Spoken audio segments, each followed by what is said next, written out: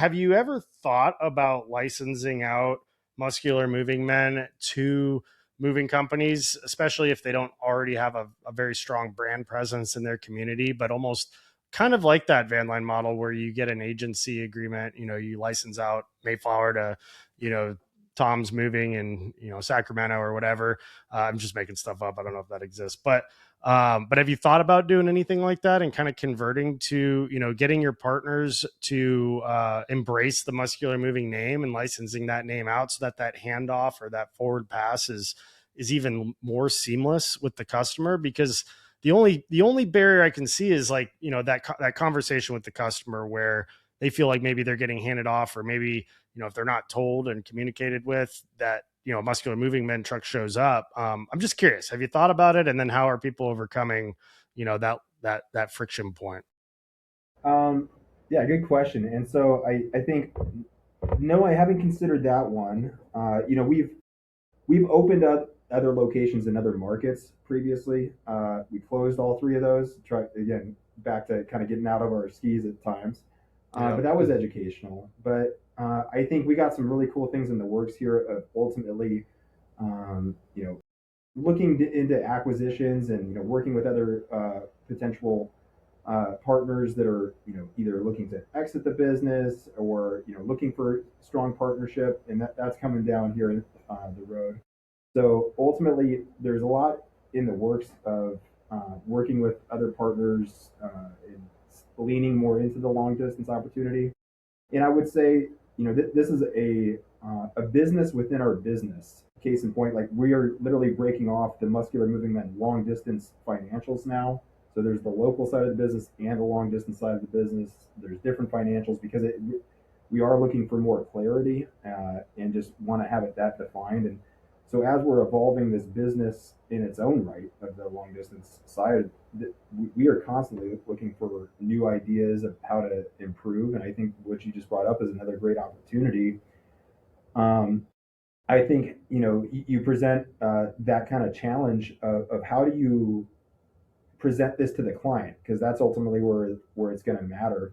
We have another great partner, awesome guy, great name. His name is Josh as well, with Big Man's in Florida there, and he The backyard. right, he's an awesome guy. Josh and Brooks, shout out, and he does such a so. I think one of the other big benefits is that every partner has an assigned account rep. Whether that's Colby for Big Man's, for example. It's not just like, hey, I'm going to send you to this van line. No, I'm going to send you to Colby with Muscular Moving Man. That's our assigned rep. So it's giving an actual person, and that feels good for clients, I believe. In addition to that, Josh does such a great job of sending a or we call it co-text or a shared text to the client. So there's warm intros, not just with a warm call transfer potentially, but also just a warm text. So that handoff is real. And on the flip side of that, we don't have the best results from other partners where it's like, hey, we're not a great fit for you. We know some dudes out in Phoenix. Like, you want me to give you their number? That's not going to really land with the client as much. Right. But I think this is, Josh is a great example. We booked wild, like we booked 59% of his referrals this past March, which is pretty awesome, unheard of. Nice. And I think that's a testament to how well he does the setup. So that's a very long-winded tangent answer to your question. Yeah, yeah. No, I think it's all about how you frame it with the customer. You build the relationship and the rapport with the client that you're ultimately just trying to give them the best experience at the best price for the best value.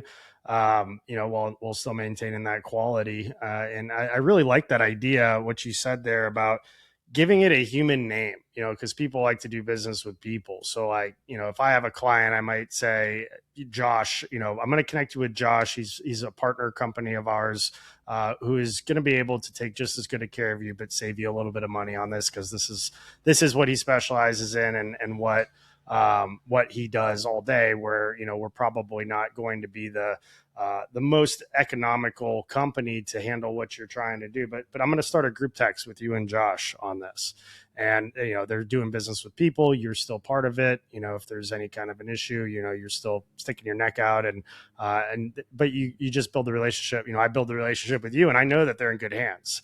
So I'm not worried about that customer having a bad experience that comes back on me. Whereas in some of the other operations out there, van lines or whatever, you never really know who they're going to be dealing with or what they're going to go through with it. So that's a cool piece of it there.